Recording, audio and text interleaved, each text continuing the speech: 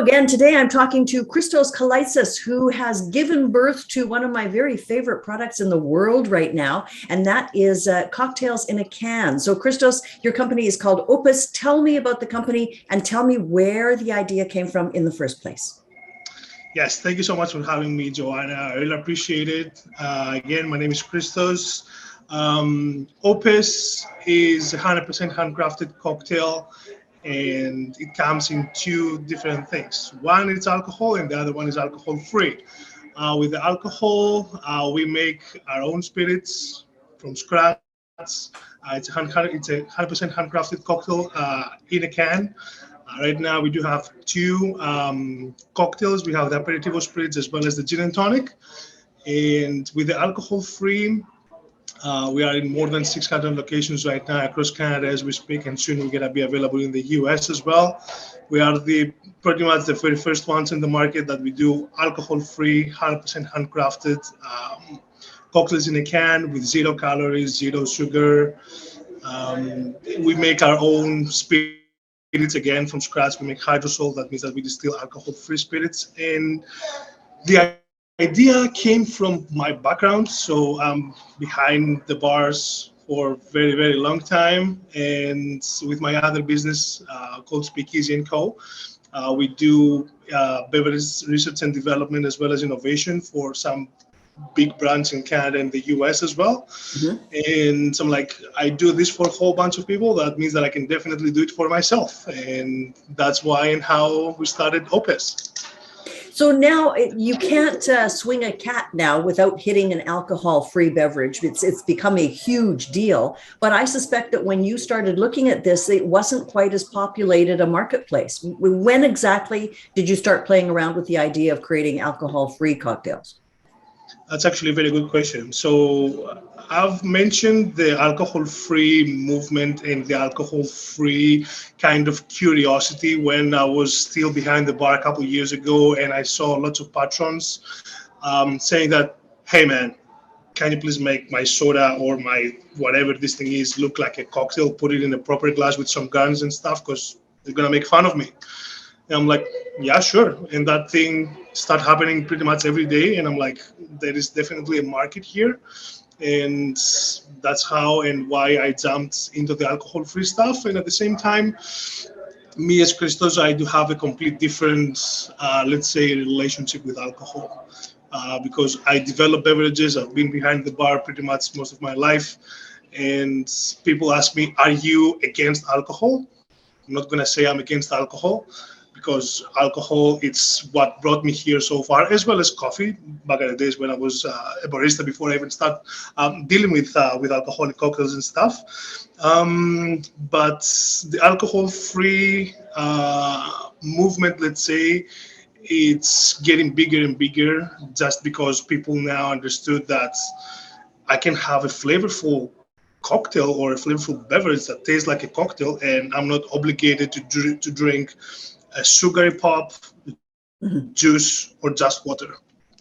So your manufacturing facility, and I was just noticing a little bit of video, which maybe you can send me some, noticing some video of the cans being filled and then being put in the little cardboard box. So is all of that being done locally in North Vancouver? Everything is being made here in BC. We do co-pack. That means that we use some other people to help us in order for us to produce our beverages. And yeah, it's 100% handcrafted. Everything's made, it's happening here in BC. And I also noticed recently that you've been posting about how you hate those plastic rings that you get 4 and 6 packs of canned drinks. So you've avoided that altogether. That is the main reason that I decided to move forward with the box, because number one, this is not recyclable. And number two, with the box that we have right now, it's 100% recyclable. It's coming from 100% recyclable paper. And I got lots of help so far, so I want to make sure that I give back to community as much as possible. So for each box of Opus sold, we're planting a tree. Wonderful. Good stuff. So now I also understand that you are playing around with some new flavors to add to the 2 that you currently have in the market. We do have 3 new flavors, 3 new handcrafted cocktails coming into 2022, and one of those is coming actually out very, very soon. And we do have more stuff coming down the line. So the mother company of Opus is Liquid Intelligence, and under this umbrella, there is more stuff coming with Opus. So, Christos, starting something like this, and there's a lot of overhead, there's a lot of infrastructure involved. What has been the biggest challenge that you've had to overcome in creating this business? Right now? Yeah. Supply chain. Yeah. Supply chain is the number one, which is difficult, but when you're in this business, you probably know the right people and the right companies to help you with. So far we're doing well. We obviously face some difficulties like everybody else in this industry, right?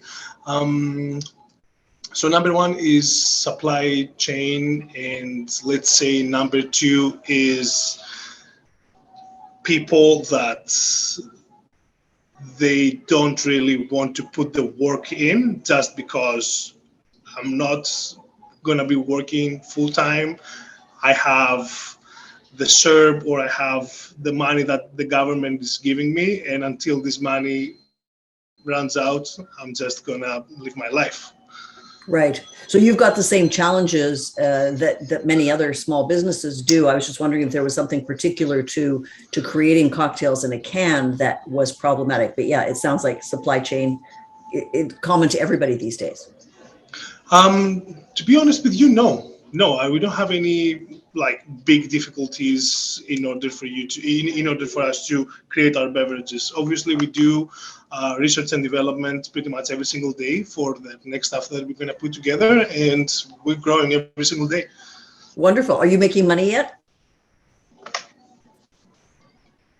What do you mean making money? Break even and start putting money in our pockets? Yeah. Not yet, but soon.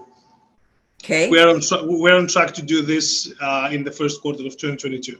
Oh, so that'll be a happy day. So how long have you been at this then in terms of creating Opus? I know you've had this whole other career before, but from the moment that you thought, hey, here's a good idea, how long have you been at this? That's actually a very good question. I've been working in Opus, let's say, for the last 2.5, 3 years now. And when COVID started, I got laid off from my full-time job. And I'm like, you know what? I thought about it again. I thought about it again and again. And now it's time to happen. So by the time that I got laid off, the next morning I woke up, I put everything in place, and we had Opus in hands into the next 7 months. 6.5, 7 months, yeah. Wow, that's a great success story and a great curve, and also a good offshoot of being locked up during COVID. It gives you an opportunity to pursue some dreams that you might not have otherwise had time for. So that's a wonderful piece. Excellent. Well, listen, I know you know this already. I'm a huge fan of your products. I think it's quite brilliant. And I love the fact that you are poised to start actually putting money back in your pocket again soon. I wish you all the very best of success in all of this. And thank you so much for talking to me. Thank you so much for your time. I really appreciate it. I'm always glad and happy to talk with people like you that have exactly the same mentality. And take care.